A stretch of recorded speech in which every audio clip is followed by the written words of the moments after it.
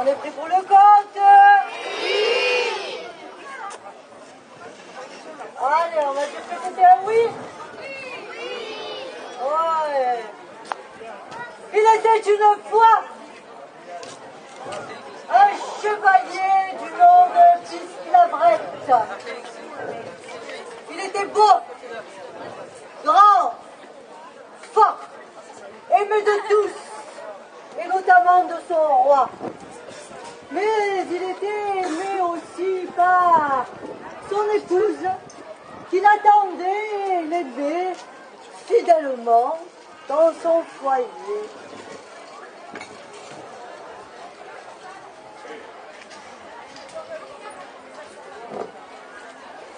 Voyez comme ils s'aiment tendrement.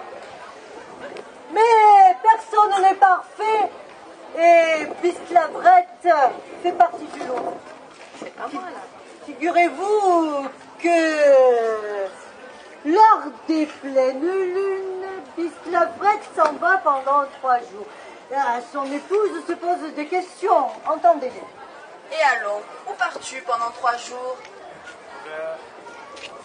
Je ne peux te le dire. Ah, mais si tu m'aimes, tu me le diras.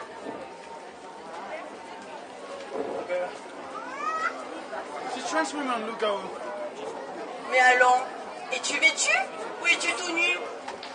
Mais je suis tout nu.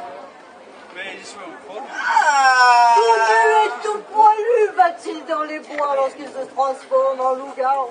Mais alors, où caches-tu donc tes habits? Je ne peux te le dire. Ah, mais si tu m'aimes, tu me le dis. Non. Là-bas, là-bas. Vous savez tous qu'un loup-garou ne peut révéler où il cache ses vêtements, car si on les lui vole, jamais il ne peut retrouver sa forme humaine.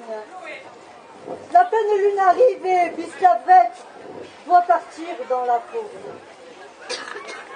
Son épousée, Mélisse, Allons, n'a pas si bon cœur que ça. allons mon frère, tu te rends compte? Mon époux, un loup. Oh, mais il pue, il est tout poilu. Tu vas chercher ses habits, là-bas, sous le rocher. La vilaine, elle ne veut pas que Bisclabrette, son époux, retrouve sa forme humaine. Son frère, quand il aime sa sœur, eh bien, il va se fier à sa commandation et il va dérober les habits de Bisclabrette. Il va les mettre un peu plus loin, car il a un peu de pitié pour son beau-frère, qui trouve, ma foi, quand même un homme sain. Ainsi se fait le déroulement du temps et la pleine lune s'achève. Bisclabrette essaie de retrouver ses vêtements, mais il ne les trouve point. On l'entend alors hurler dans la forêt, entendez.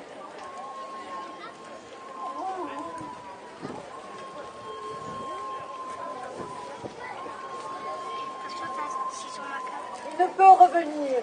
Ainsi, il est enfermé dans la forêt. Or, l'épousée Mélisse vit ravie dans son foyer toute seule, débarrassée de son époux le loup. Le temps passe, et voici le couple royal, le roi et la reine, qui arrivent et baladent dans la forêt et viennent vous rencontrer. Le roi et la reine. Voyez, mon ami, comme ils sont venus nombreux vous rencontrer. Peuple de Vitrolles, accueillez comme il se doit votre bon roi.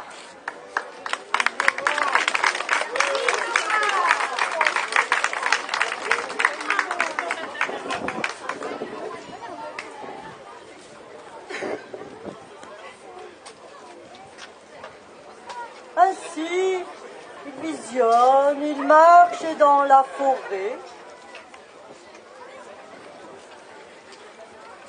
Mais ils entendent des petits bruits, des craquements, des gémissements, de tristesse. Ils observent alentour, ils se tournent.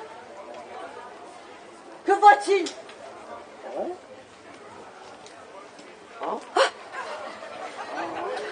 Voici un loup!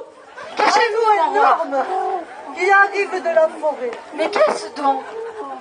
Un loup?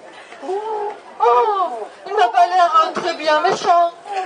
Oh, viens là, mon est gâté à ta mamie. Regardez comme il est gentil. Oh, roi, emmenons-le au château. Voyez comme la reine est bien forte. Elle fait mener ce gros loup trouvé dans la forêt au château. Et tous les trois partent dans la demeure. Pour fêter cette nouvelle amitié, un festin ils vont donner. Et il y a de gros mets. On ne rigole pas à la cour du roi. Le loup est traité comme un vrai ami, je vous le dis. Il est nourri, regardez. Le roi et la reine s'en occupent intensément.